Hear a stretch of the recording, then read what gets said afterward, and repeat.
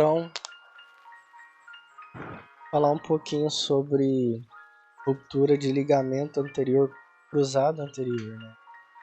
Então, basicamente, o joelho ele tem algumas articulações. Então, você tem ligamentos cruzados, colaterais, patelar e tudo mais. E o mais comum que a gente vê romper aí é o ligamento cruzado anterior, né? Geralmente aí é jogador de futebol, jogador de basquete, pessoal que corre aí, né, e tal. É bastante comum. Então, queria mostrar esse vídeo para estar exemplificando um pouquinho como é que funciona, né? Então, basicamente, ele mostra mais ou menos como é que funciona, né? Então, o cruzado anterior seria esse daqui, ó. Pode ver cruzado mesmo, né? Aqui a gente está vendo a parte inferior da perna. Aqui é a parte superior, então aqui é o fêmur. Aqui seria a tíbia, fíbula, a patela aqui. Beleza? Tudo no seu lugar. Então aqui é o ligamento cruzado anterior. Então, mais ou menos como é que acontece a ruptura desse ligamento? Você precisa de um impacto, né? Então seria mais ou menos um impacto de forma que empurre a parte inferior do fêmur para trás, né? De forma posterior, ou seja, essa parte vai se deslocar para trás, ou então uma rotação do joelho, seria às vezes você está jogando bola, você faz algum movimento onde com o quadril você vira o fêmur, mas às vezes o seu pé fica preso na grama, fica preso em algum lugar, e essa parte de baixo ela fica fixa. Então, no caso, você acaba tendo essa ruptura por conta disso, porque essa parte de baixo ela se encontra fixa no solo, e essa parte de cima ela rotaciona ou então ela é empurrada para trás com algum tipo de impacto, né? E aqui ele vai mostrar mais ou menos, ó, foi a rotação, pode ver que aqui ele mostra que rompeu o ligamento, né? Então parte ficou aqui na parte de cima do fêmur e outra parte ficou aqui na tíbia, né? Então isso é muito comum. Então o que acontece agora? Tem alguns tipos de enxerto que é o que eu queria mostrar agora. Aí eu vou usar o exemplo aqui, ó.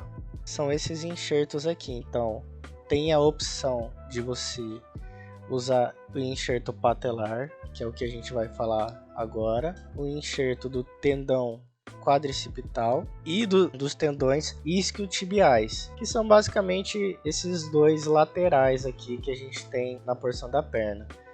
Esses isquiotibiais, eles são os mais utilizados para quem rompe, quem joga um futebolzinho de final de semana, aquela pelada e tal. Então a vantagem deles é justamente pela facilidade de você estar retirando essas duas extremidades. Então o médico ele vai estar cortando aqui, ele corta ele pega uma parte aqui só do tendão, depois ele costura essas extremidades para não ficar solto, obviamente, né? Ele faz ali uma dobrinha para dar aquela reforçada e depois ele vai aplicar no ligamento.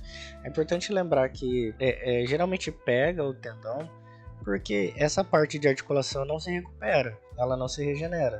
Então a gente vai precisar pegar essa parte de tendão.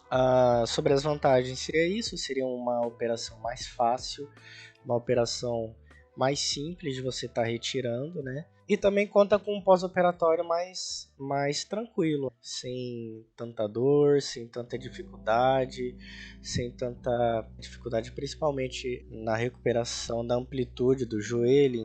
Então, no caso das desvantagens dos tendões isquiotibiais, seria a diminuição da força da flexão, você não dobra o joelho com tanta força. Tem alguns casos que tem até a limitação, você não dobra tudo do joelho, né? E a extensão também. Extensão e a flexão são duas coisas que são comprometidas.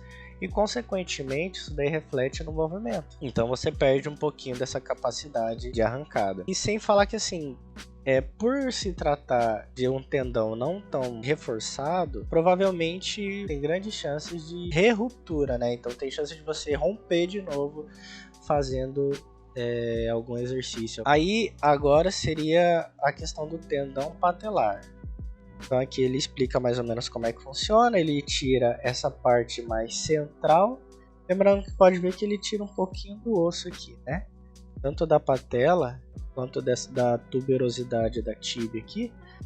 Ele tira um pouquinho deles. Ele retira. Aquela parte retirada ela vai servir para substituir o ligamento. Ele vai suturar. Ele não vai deixar um vão aqui aberto, né?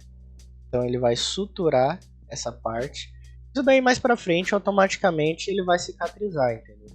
Claro que ele não vai cicatrizar de forma 100%, mas ele vai cicatrizar. Então, aí ele vai mostrar agora mais ou menos, faz aí uma flexão do joelho para você ter uma melhor visibilidade, né, do local onde houve a ruptura.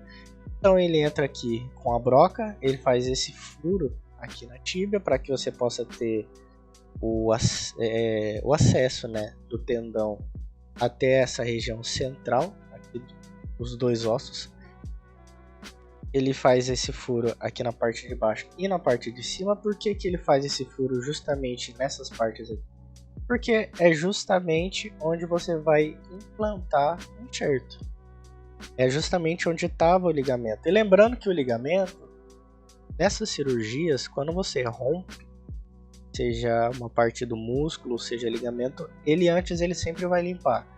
Então se tem alguma parte ainda de tendão, de ligamento, se o menisco tiver sido atingido de alguma forma, porque às vezes durante o impacto o menisco também ele dá uma descolada, ele tem que suturar o menisco aqui na cabeça da tíbia. Então antes ele meio que limpa esse ambiente todo para depois ele entrar com o enxerto. Então ele entrou aqui com o enxerto, certo? Então uma extremidade vai ficar na parte da tíbia e a outra no fêmur. Aqui ele termina, ele põe só, como eu disse, a extremidade aqui, né? Ele vai pôr um parafuso fino, cada parte para fixar do joelho. E basicamente ele fica assim, né? Basicamente ele vai ficar fixado dessa forma. Então a parte de baixo ela fica fixada com um parafuso aqui mais ou menos na cabeça da tíbia e o outro fica fixado aqui no fêmur. E aí, beleza, fim de papo. Depois ele acaba analisando, ver se não aconteceu mais alguma coisa. Em alguns casos a gente acompanha a cirurgia disso. Em alguns casos ele não consegue furar, ele não consegue perfurar com parafuso. Às vezes pode ser pela densidade do osso, pode ser tanto pelo material quanto pelo próprio osso que dá uma dificultada. Então às vezes ele tem que fazer algum outro tipo de fixação em outra localidade do osso. Use mais do que um parafuso. Então se ele não consegue fazer aquela intervenção justamente naquele buraco, às vezes ele faz um cruzado. Depende bastante do caso, né?